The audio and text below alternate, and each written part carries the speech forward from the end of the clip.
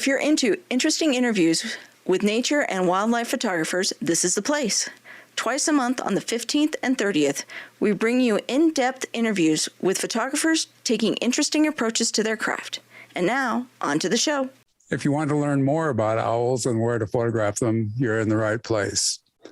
If you want to be a wildlife photographer, you need to know and understand the species you want to photograph. So today I'm joined by naturalist and author Matt Miller to talk about finding owls in winter. Welcome, Matt. Well, thanks for having me.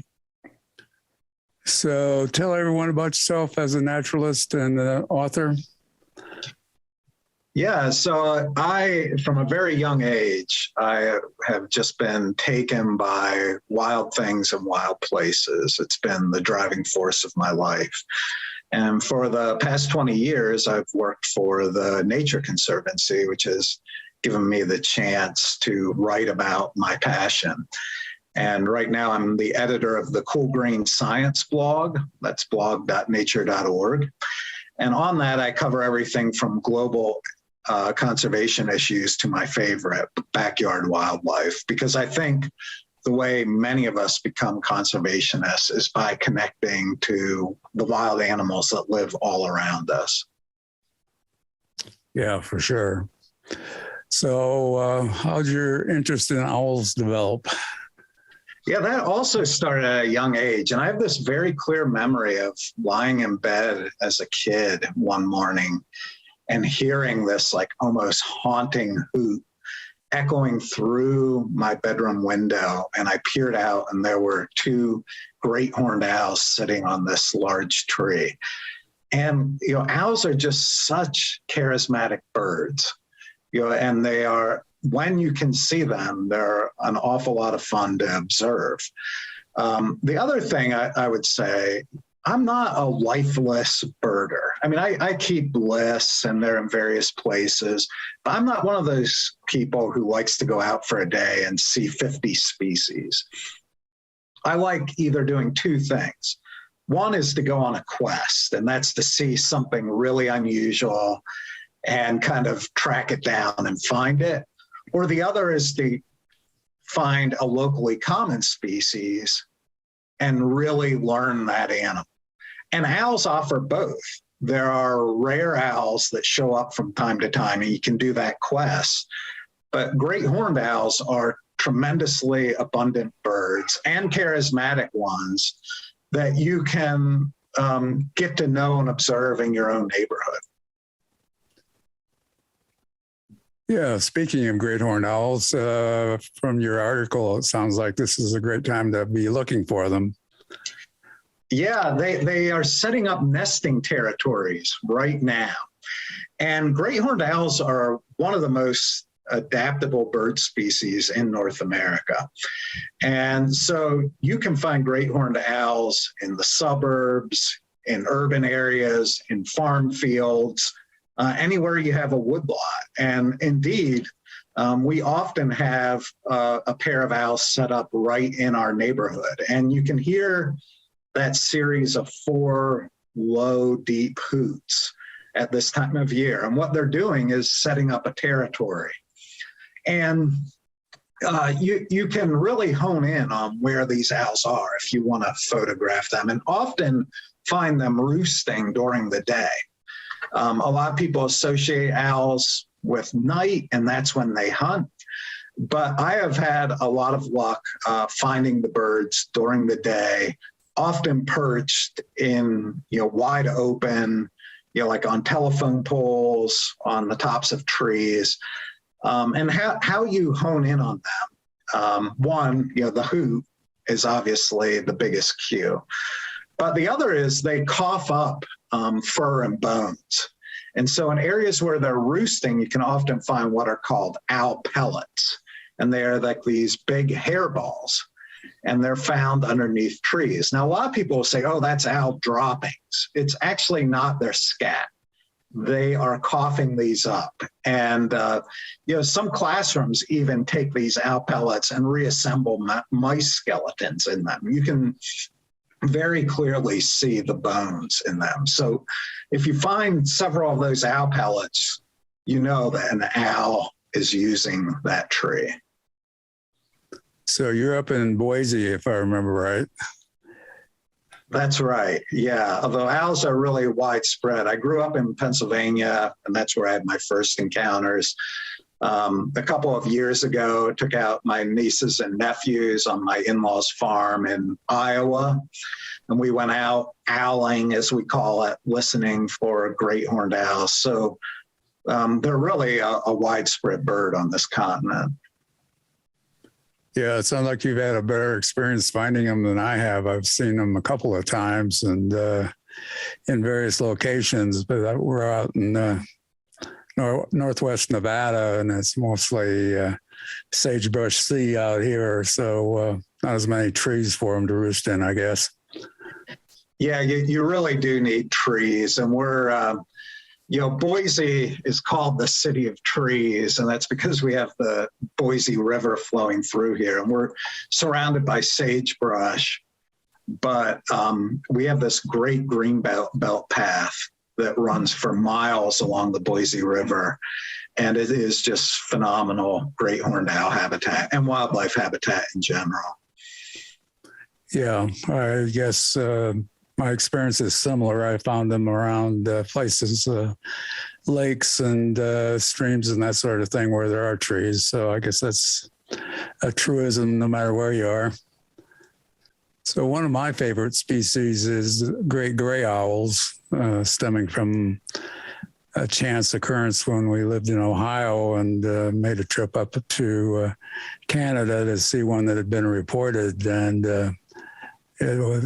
that memory's been well embedded for many years now. And it was great fun, got some nice photos, and I've been in love with them ever since. But haven't had as much luck finding them again. So have any recommendations on how to track them down? Yeah, so as you suggested, the great gray owl and several other owl species are primarily known, either from boreal habitats that you have in Canada or even Arctic habitats. And so they don't often dip down into North America, but they do, based primarily on prey abundance or lack of prey abundance. So in the case of the great gray owl, if Canada, the rodent population is down, you will see more great gray owls here. And one of the great benefits, there are lots of downsides of social media and internet forums, but one of the benefits is citizen science. So people share wildlife sightings. And there are sources like iNaturalist that documents wildlife sightings, your local birding group. They're keeping track. And when a great gray owl shows up, it's known. And so following those groups is a great way to get a lead on sightings. At that point, it's not really, field skills. It's having a network of people. And that's how I saw my lifer great gray owl a couple of years ago. There was actually one that had set up shop essentially in a city park in Boise. And one of the things I've noticed, these owls are wilderness creatures, or that's what we associate them with. But when they move south, you never know where they'll turn up. I saw a northern hawk owl, another rarity, in a suburb. In a small town, but it was in a residential development. And that was actually the first kind of creature expedition we did with my son. He was 2 months old at the time. And we went to this neighborhood, we saw the owl, and we actually even saw it hunting. We saw it take a vole. And so sometimes people think like, oh, you have to go to the wilderness for these owls, but they can show up if they're on the move, literally anywhere. Yeah, there's actually a couple of resident populations in Oregon, one in Southwest Oregon near Ashland or Medford, if you know that area, and another one up kind of northeast of Pendleton. which is in the other corner of the state. So you can't find them other places, but they're still pretty elusive, and they tend to blend into the forest. They look very much like tree bark in many respects. So having good eyesight and being on the lookout for them, I guess, helps. But even with a guide, I haven't had much luck finding them in those locations. Yeah, I think I mean, you hit on something like the being alert to the possibility, I think is important. I just wrote a blog this week about how to see wildlife, because it's a question I get a lot. And I'm sure your viewers and listeners understand this as wildlife photographers, but there's a practice to seeing wildlife. You know, a lot of times hikers may spend a lot of time in the forest, but they often don't get the great sightings because they aren't on the right channel, if you will. They aren't being present. They're just covering miles, and you know, many of them think an animal's just going to show up. And so part of it is just looking for that visual cue of owl, you know, and it's hard to describe, but you know, just your eye catches something on the tree that isn't quite right. And I found that if you go out to see an owl, your chances already go up. You may not, you know, they are elusive birds, but being alert to that possibility can help a lot. Yeah, I think that's one of the benefits of being a wildlife photographer is you get tuned into things like movement and color and odd shapes and that sort of thing. Although I've seen lots of rock bears and tree stump bears, but nevertheless, you know the shapes as well. So having that skill is definitely helpful, and it's something that seems to come along with photographing them, or at least has for me. Yeah. So another one of everybody's favorite owls is a snowy owl, and they have what are called eruption years, and they supposedly are every 3 or 4 years, although they seem to be a little more irregular than that, at least out west. Talk about snowy owls and eruption years and where to find them and that sort of thing. Yeah, you're right. They do seem to be irregular, and you know, I've seen people try to predict them, but it seems like they have limited success. But the evidence suggests that also is tied to prey abundance, although in a slightly different way. So snowy owls eat a lot of lemmings. There are photos of snowy owl nests with 24 lemmings stuffed into them. And in a year of great lemming abundance, the snowy owls have greater nest survival, but that means in a few years, there are a lot of snowy owls. And so some of those birds spend the winter in the south. So it's usually, 2-3 years after a big boom in the lemming population. And then again, snowy owls can show up anywhere. Similar story, I saw one a couple of years ago in the middle of a barren, industrial grade potato field in the winter. So it was bare soil.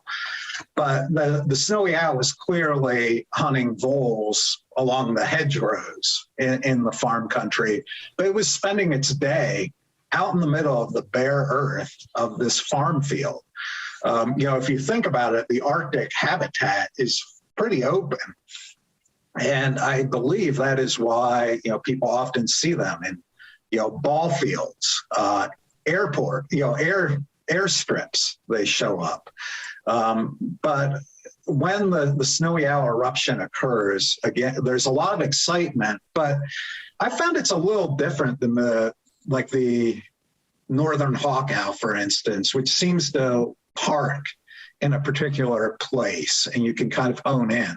The snowy owls move around a bit within an area. So When I heard there was this one out in the ag field surrounding Boise, we kind of drove a grid and we ended up finding it. And because there wasn't snow on the ground, it was relatively easy.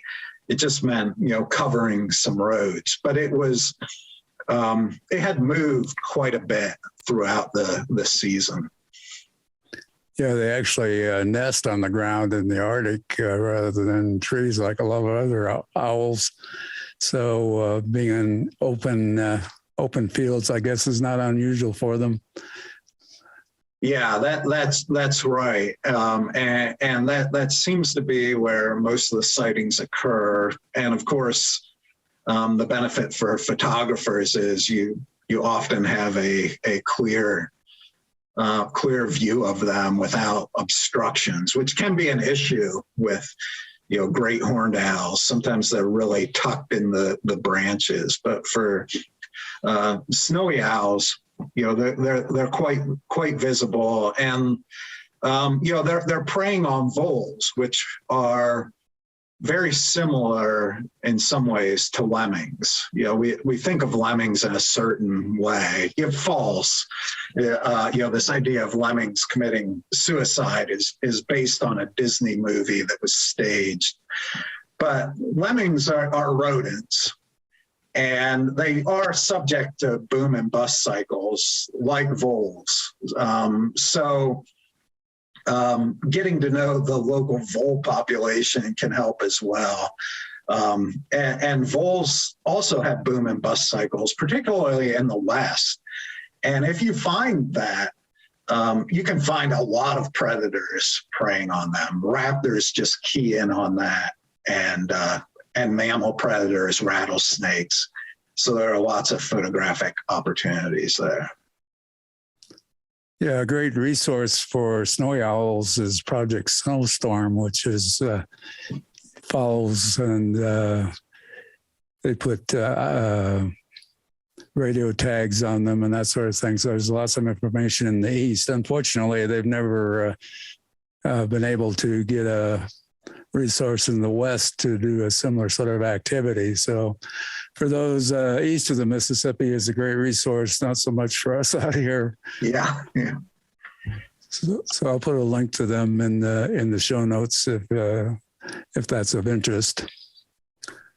You mentioned iNaturalist. What are some other useful resources for locating owls?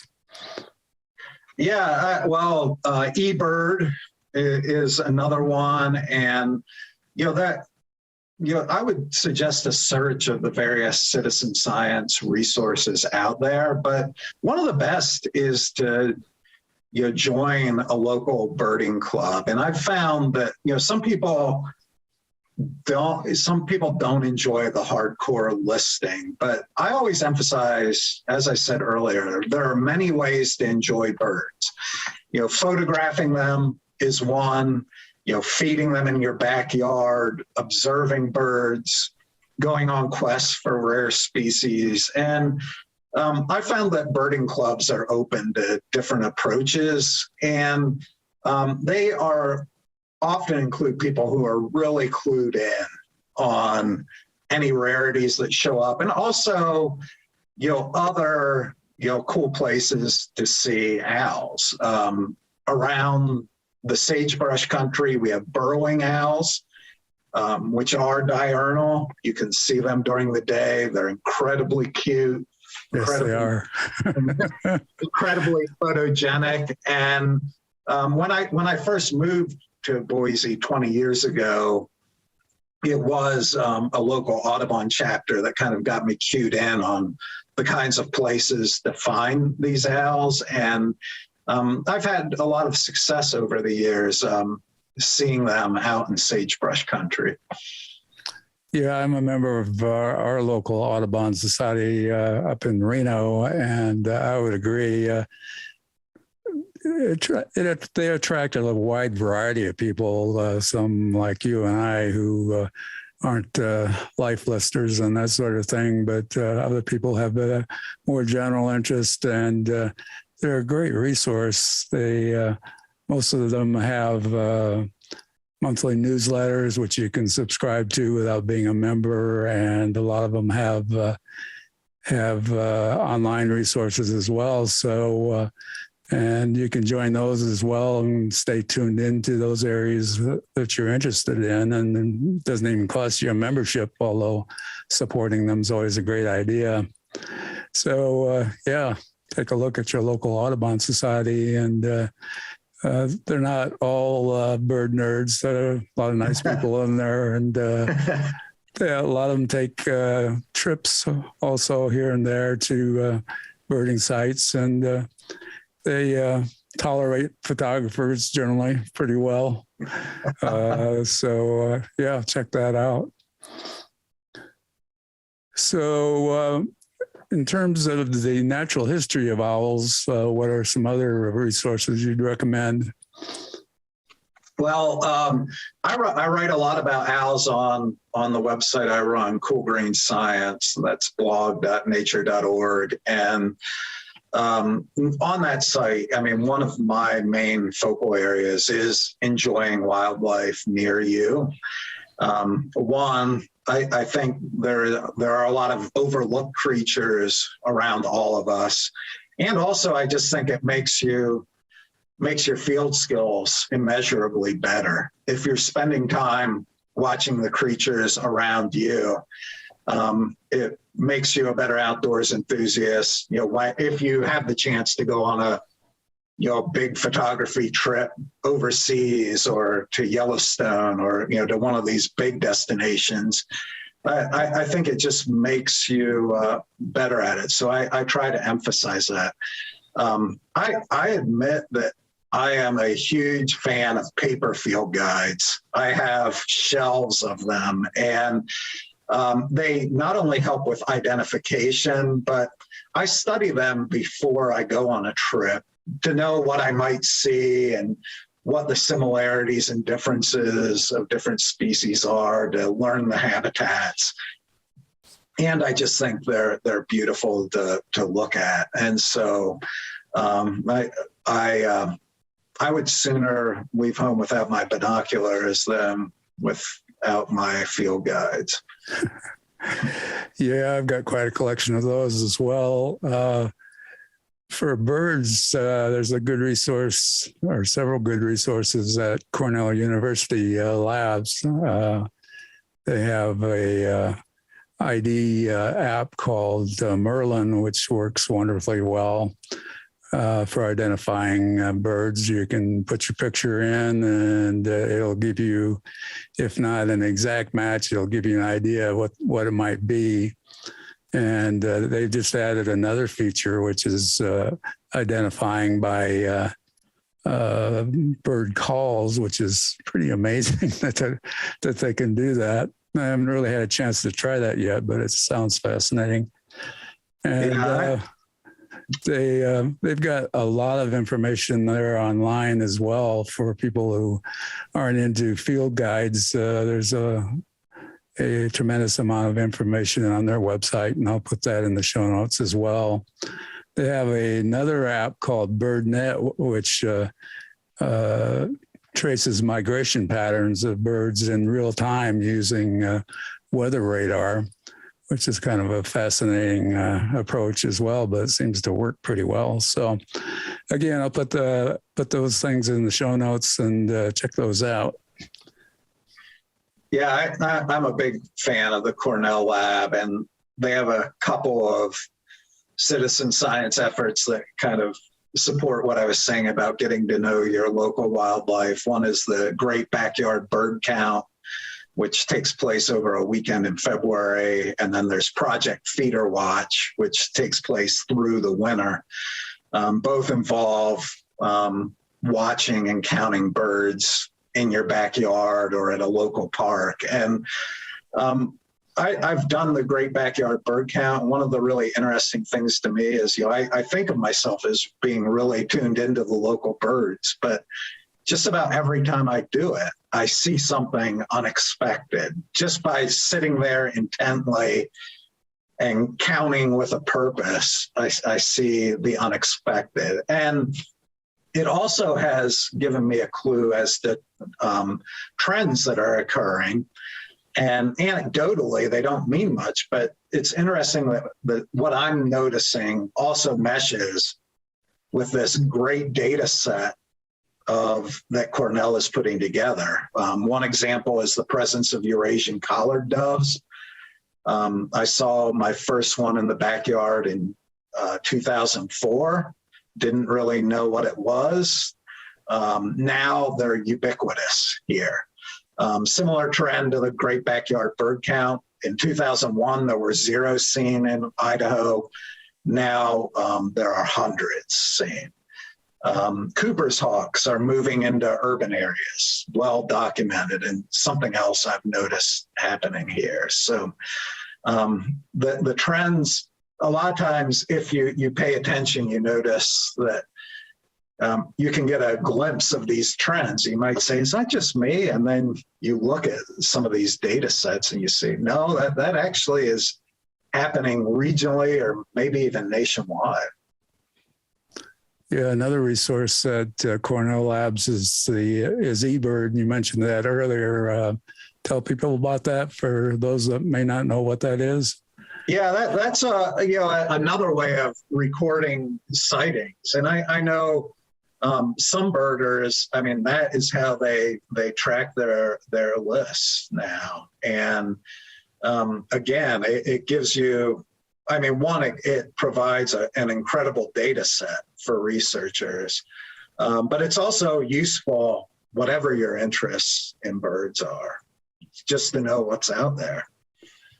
Yeah, and it's pretty granular. You can look up an area, a location, and you'll frequently see many recent sightings there, which give you an idea of what you might go out and see yourself. So, and they seem to be pretty accurate, and there's mapping associated with that. And so it could be a great resource if you're looking for something specific or if you just want to see something in your area.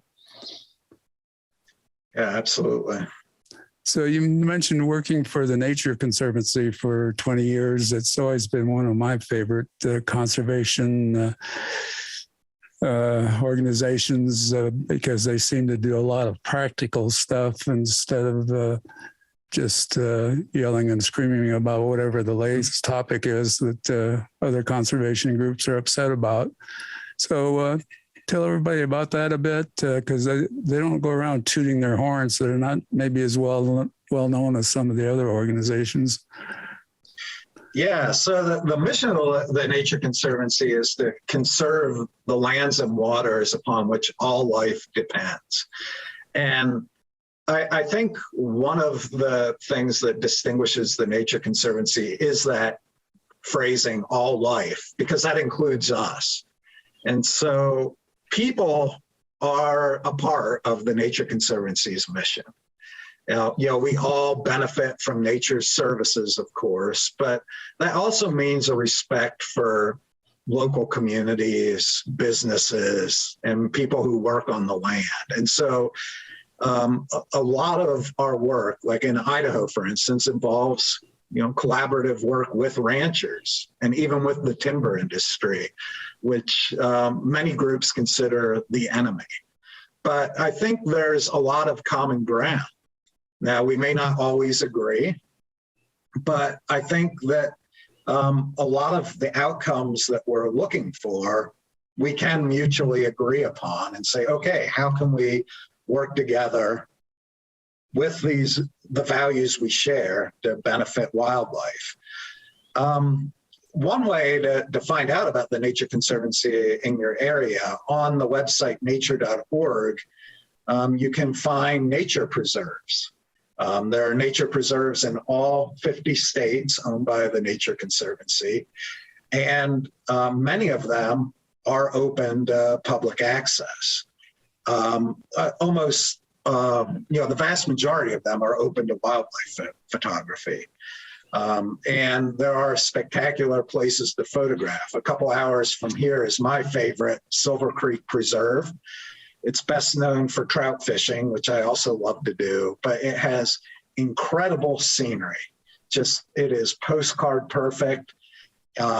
It's a great place to see several owl species, including long-eared and short-eared owls and great horned owls, waterfowl, moose, possibly one of the best places to photograph moose in Idaho, and crystal clear water. So it's over the years, a lot of trout fishers come from all over the world, but more and more I see landscape and bird photographers coming from all over the world as well to enjoy that special place. But there are preserves like that, likely within an hour or two of where you live.